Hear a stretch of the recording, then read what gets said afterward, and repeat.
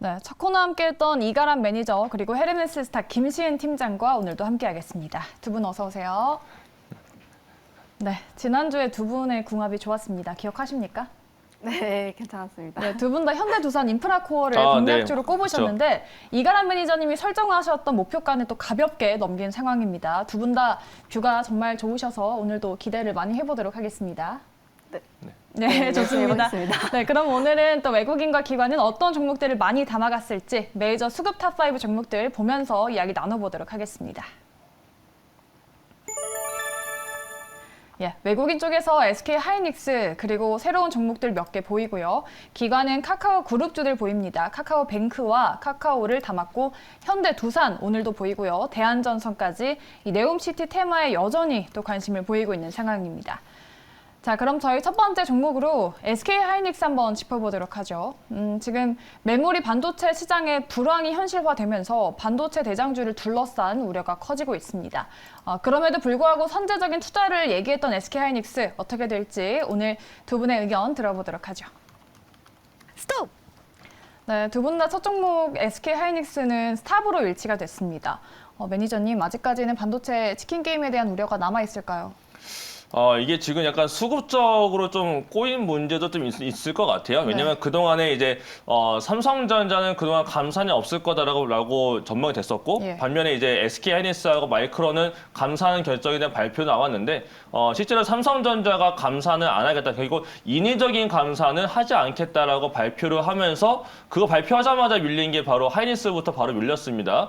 이런 걸로 봤을 때 하이닉스 쪽은 지금 다른 외국계 쪽이나 기관들에서 약간 쇼플레이 쪽으로 가고 있는 것 같고, 그래서 지금 반도체 안에서도 삼성전자는 숏으로 하방으로 잡아놓고 롱플레이를 삼성전자에 해놓은 것 같은데, 지금 문제는 이제 환율 쪽 같은 경우가 그동안은 1,400원, 1,450원 근처까지 올라갔다가 최근에 1,420원대까지 내려왔습니다. 이런 거 봤을 때 만약에 1,400원대 아래까지 빠지게 되면 그 자리에서도 과연 외국인들이 사줄까를 본다면은 지금 오히려 환율이 올라갔을 때 사고 있었던 게 외국인이었기 때문에 환율이 더 내려가면 내려갈수록 대형주를 사기보다는 이제 수급이 좀 중소형주로 갈 수 있지 않을까로 중소형주로도 갈 수 있지 않을까라고도 생각이 들고, 그다음에 삼성전자하고 하이닉스 간에서는 아무래도 선호도가 지금 삼성전자 쪽으로 많이 쏠려서 가고 있는 그런 상태이기 때문에 삼성전자가 조금 더 많이 지금 관심도가 쏠려서 나가고 있다라고 봤을 때는 하이닉스를 지금 자리에서 물론 저가 매수에 대한 기회가 조금 더 온 것이 아니었을까라고 생각이 들지만 뭔가 이슈거리하고 지금 수급적으로 봤을 때 하이닉스가 약간 수급적으로 좀 꼬여져 있는 모습이 있다 보니까 이 수급이 조금 풀린다면 그때 조금 더 접근이 가능하지 않을까. 그리고 외국계에서도 턴어라운드가 조금 지연된 것이 아니냐라고도 보고 있기 때문에 이런 외국계들에 대한 코멘트와 수급적인 모습들을 좀 살펴보시면서 보시면 좋을 것 같습니다. 네. 매니저님은 환율과 수급 부분을 짚어주셨습니다. 팀장님, 반도체 업황에 아직도 먹구름이 좀 끼어 있을까요? 네, 저 일단 뭐 의견은 대체적으로 비슷합니다. 네. 일단 삼성전자, SK 하이닉스 중에 고르라면 삼성전자를 좀 고르라고 하고 싶은데 아무래도 뭐 반도체 같은 경우에는 뭐 디램 가격 떨어지고 있어서 업황적인 부분에서 좀 부정적으로 좀 보고 있다고 하는 게 맞을 것 같아요. 뭐 SK 하이닉스 같은 경우에는 감산을 진행을 하겠다. 뭐 가격을 좀 지키기 위해서 그런 부분을 진행을 했는데 일단 이 기업, 이 섹터에서 강자인 삼성전자 같은 경우에는 감산을 진행하지 않겠다라고 하면서 치킨 게임이 계속 진행이 되고 있는데, 그렇게 되면 이제 반도체에서 치킨 게임이 벌어지게 된다면 앞으로 살아남을 수 있는 기업 같은 경우에는 사실상 삼성전자가 되지 않을까라고 말씀드려보고 싶어요. 아무래도 SK 하이닉스 같은 경우에는 3분기 실적도 안 좋고 4분기 실적도 안 좋을 것으로 보고 있다 보니까 뭐 자금성으로 보게 된다면 삼성전자가 좀 더 유리하지 않을까. 특히 삼성전자 같은 경우에는 현금성 자산이 100조 넘게 있다 보니까 일단 체력적으로 굉장히 이런 상황을 버틸 체력이 됩니다. 그런데 SK 하이닉스는 좀 그렇지 않은 부분이 있다 보니까 일단 자금성으로 봤을 때 좀 불리한 면이 있지 않을까라고 말씀드려보도록 하겠고, 그 이전에도 삼성전자 같은 경우에는 이전에 뭐 반도체 치킨 게임이 진행이 되었을 때 한 두 번 정도 있었는데 그럴 때마다 삼성전자가 점유율 다 잡아먹고 폭발적으로 성장한 이력이 있다 보니까 이런 상황에서는 지금 좀 삼성전자를 보시는 게 조금 더 맞을 것 같다. 그리고 SK 하이닉스 같은 경우에는 단기적으로 가격이 조금 늘렸기 때문에 이 부분에 대해서는 좀 메리트가 있지만 삼성전자 혹은 아니면 파운드리라든지 데이터 센터 같이 이쪽으로 좀 유망한 섹터를 좀 더 보시는 것이 좋지 않을까라는 말씀 드리겠습니다. 네. 팀장님은 하이닉스보다는 삼성전자를 보는 게 낫지 않겠냐라는 의견 주셨습니다. SK 하이닉스에 대해서는 두 분 다 스탑 의견 주셨고요. 다음 종목은 어떨까요? 기관의 선택인 카카오뱅크 보겠습니다. 앞서서 매니저님은 단기 수급 유입이다라고 하셨는데 팀장님도 같은 의견일지 의견 한번 체크해보죠. 스톱! 예, 카카오뱅크도 두 분 다 스탑으로 일치를 했습니다. 팀장님 궁금한 게 이게 지금 낙폭 과대 영역에서의 그저 단기 반등으로 보시는 걸까요? 일단 뭐 그런 부분도 있긴 한데 일단 네. 시장에서는 좀 실적이 굉장히 좀 잘 나왔다. 기대가 없던 상황에서 실적이 잘 나왔다는 그쵸. 부분에서 좀 반응을 해준 것 같아요. 그런데 일단 카카오뱅크 같은 경우를 보게 된다면 차트적으로 봤을 때 고점 대비했을 때 약 80% 정도 많이 눌려 있는 상황이다 보니까 사실 저는 이런 종목군들 같은 경우는 좀 성장주이기도 하고요. 뭐 시장 약간 좀 반등이 나왔을 때는 정리하실 수 있는 분들은 좀 정리하는 게 좋지 않을까라는 그 의견을 드려보도록 하겠습니다. 아무래도 이 주가가 이만큼 눌려있기 때문에 위에 시체가 굉장히 많다 보니까 좀 시장이 좀 분위기가 좋지 않은 좀 많이 던질 수가 있는 가능성이 있어요. 그렇다 보니까 좋을 때 좀 비중 조절을 할 필요가 있지 않을까라는 의견을 두고 있고요. 일단 FOMC 같은 경우를 좀 살펴볼 필요가 있겠다고 보고 있는데 간밤에 고용 건수라든지 좀 좋게 나오고 있고 PMI 지수 좀 좋게 나오다 보니까 경기가 좀 강한 모습을 보여주고 있습니다. 그런데 FOMC 같은 경우에는 이제 지표를 좀 많이 보다 보니까 고용을 좀 좋아지게 된다면 금리 속도 조절의 힘이 좀 약해질 수 있다는 가능성도 나오고 있다 보니까 그렇게 되면 다시 타격을 받을 수 있는 게 성장주거든요. 근데 카카오그룹주 대부분이 이제 대표적인 성장주이다 보니까 그 영향에서 벗어날 수 없다라는 의견 드려보도록 하겠고 그런 부분에서 조금 뭐 계속적으로 카카오그룹주들 같은 경우에 좀 계속 좋게 보시는 분들도 있지만 이런 부분에서는 좀 확인하고 들어가 보자는 의견 드려보도록 하겠습니다. 네. 뱅크 말고도 그러면은 게임주는 그래도 여러 가지 모멘텀이 조금씩 나올 수 있는 측면이 있잖아요. 너무 많이 하락했기 때문에 좀 경기 방어도 측면이 있을 수도 있고 그리고 내일 또 카카오 실적 발표가 있지 않습니까? 그나마 좀 카카오 그룹주 중에서 분위기가 돌아설 수 있는 가능성이 있는 종목이 있을까요? 사실 뭐 일단 뭐 이런 뭐 많은 개인 투자자분들께서 카카오그룹 좀 네. 굉장히 많이 담고 있기 때문에 좀 긍정적인 의견을 좀 드리고 싶긴 하지만 네. 그럼에도 불구하고 저는 굳이 카카오를 좀 선택을 해야 할까라는 의견 드리겠습니다. 네, 카카오 그룹도 전반적으로 보수적으로 보고 계시는 것 같습니다. 카카오뱅크는 FOMC 이후의 흐름을 좀 확인하고 들어가자라는 의견이셨고요. 매니저님은 앞서서 봤으니까 좀 짧게 한번 의견 들어볼까요? 근데 의견이 저하고 너무 비슷해가지고 그런가요? 예, 저도 뭐 사실 더 드릴 만한 말씀은 딱히 없을 것 같아요. 네. 결국 그냥 수급적인 이슈인 것 같아서 그쵸. 결국 오늘 올라갔던 거는 수급적으로 보고 있고 조금 전에 설명을 너무 잘 해주셨는데 네. FOMC 이유는 확실히 좀 잘 봐야 될 필요가 있을 것 같습니다. 만약에라도 그 이후에 조금 더 올라가 준다면 아까도 설명드렸지만 좀 비중을 줄일 만한 그 기회를 보는 게 맞지 않을까. 네. 왜냐면 이게 진짜 주가 부양을 위해서 나온 종목도 아니고 그렇다고 해서 주주환원책을 펼치고 있는 종목도 아니기 때문에 물론 이제 여기서 이제 주주환원책을 펼친다라고 하게 되면 그때는 조금 메리트가 생길 것 같아요. 근데 그렇지 않다면 메리트가 딱히 있어 보이지 않기 때문에 약간 비중을 특수가 가능하신 분이라면 가능한 때 조금 줄여보시는 게 어떨까라고 말씀을 드리도록 하겠습니다. 네, 오늘 두 분 다 두 종목은 스탑으로 일치했습니다. 그럼 마지막 종목은 어떨까요? 외국인의 픽인 LG 디스플레이 보겠습니다. LG 디스플레이가 지금 LCD의 늪에 빠졌습니다. 이 중국의 저가 LCD 패널 공세 2분기 연속 적자를 기록했는데요. 두 분의 의견 어떨지 LG 디스플레이 보여주시죠. 스톱! 예, 마지막도 두 분 다 스탑으로 일치를 했습니다. 매니저님, 디스플레이 업황이 정말 좋지 않은 걸까요? 좋지 않은 것 같기는 해요. 왜냐면 이게 지금 OLED 같은 것 경우에는 지금 재고가 너무 많이 증가를 하다 보니까 이제 파주 공장 같은 경우 라인을 중단하겠다 이런 소식도 있었고 다만 좀 긍정적이라면 이제 뭐 애플향 관련해서도 SR 기기 나올 거고 VR 기기 나올 거고 약간 이렇게 된다면은 결국은 디스플레이 패널들이 많이 사용될 수밖에 없거든요.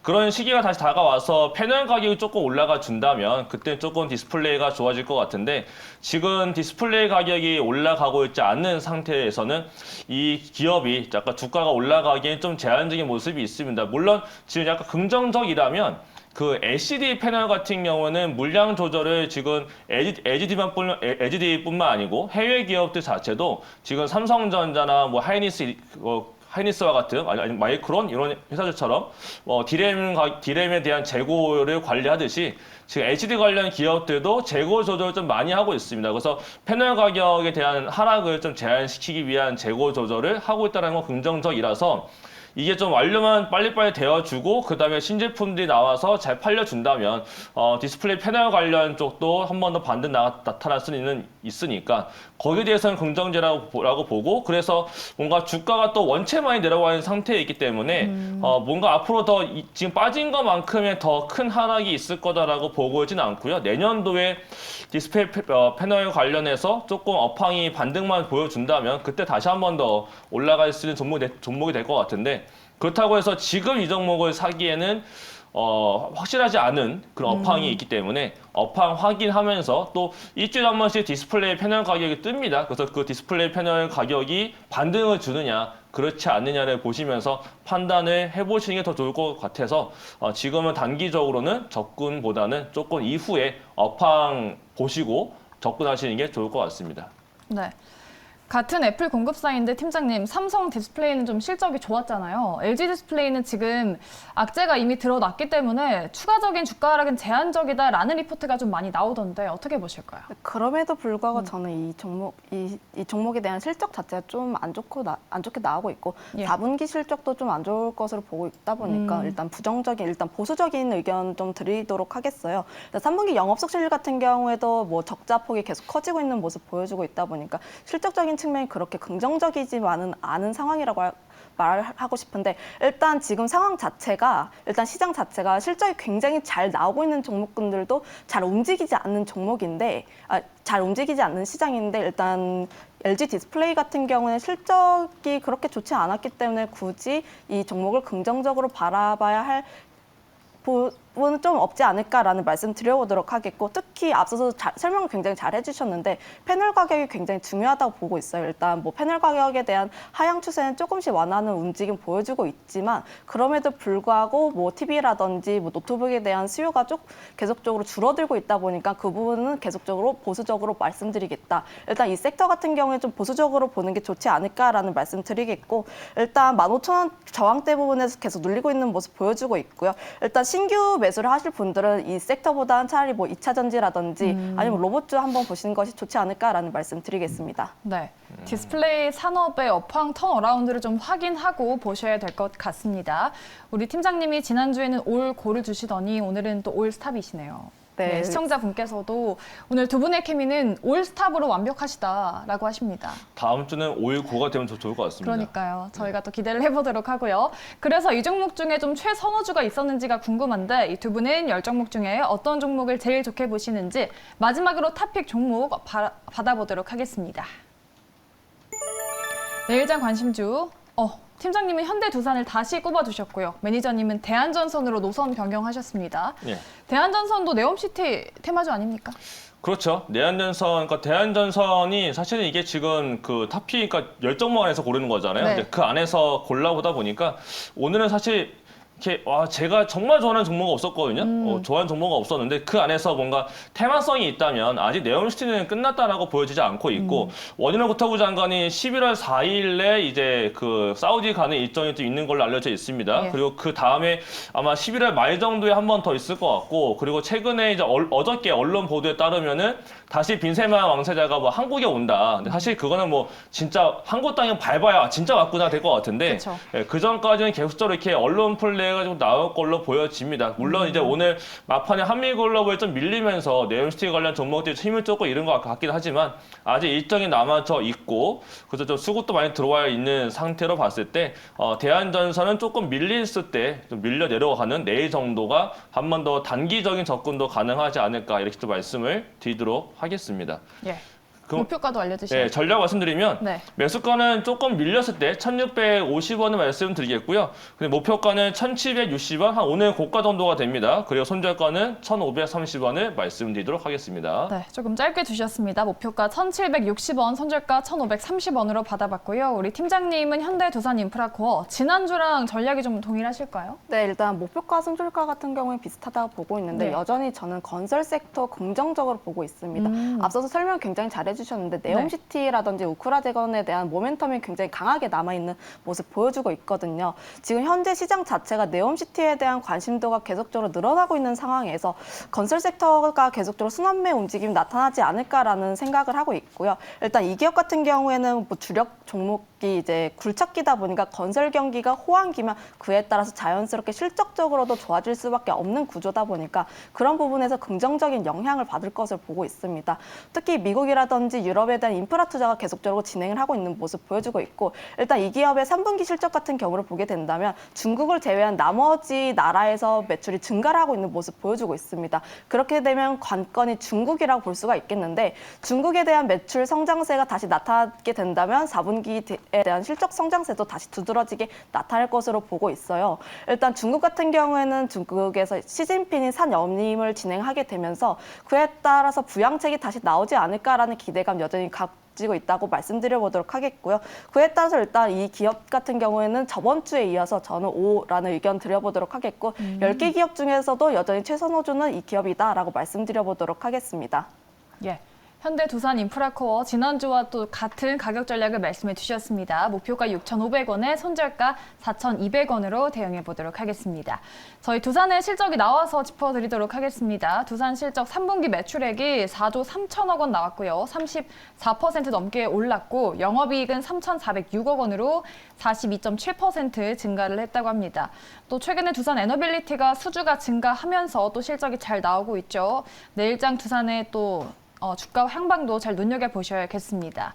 이렇게 두산의 실적까지 저희가 짚어드렸고요. 우리 매니저님 열심히 공부하시는 내용을 무료방송에서도 알려주시지 않습니까? 네. 그래서 오늘도 9시 40분입니다. 저녁 9시 40분에 유튜브 통해서 진행을 할 건데요. 이제 내일 새벽에 FOMC가 열립니다. 그에 따라서 대응책이 좀 많이 필요하실 텐데 이제 올라간다면야 문제가 없겠지만 만약에 내려갔을 때 그 다음 이슈가 또 CPI도 있고 또 살펴봐야 될 일정이 굉장히 많습니다. 그래서 어떻게 잘 대응을 좀 짜면 좋을지 그리고 오늘 나온 이슈가 굉장히 많은데 그 이슈거리를 정리해드리면서 중국 관련 이슈와 또 인텔 관련된 DDR5 관련된 이슈가 굉장히 많았습니다. 그래서 앞으로의 이런 종목들에 대한 향방에 대해서 전략도 한번 짜보도록 할 테니까 9시 40분에 유튜브에 이가람 검색하셔가지고 입장하시면 되겠습니다. 네. 이가람 매니저의 무료 방송 많은 사랑 부탁드리겠습니다. 저희 다음 주는 두 분의 올 고 궁합을 기대하면서 두 분 보내드리도록 하겠습니다. 지금까지 MBN골드 이가람 매니저 그리고 헤르메스 스탁의 김시은 팀장님 함께 하셨습니다. 두 분 고맙습니다.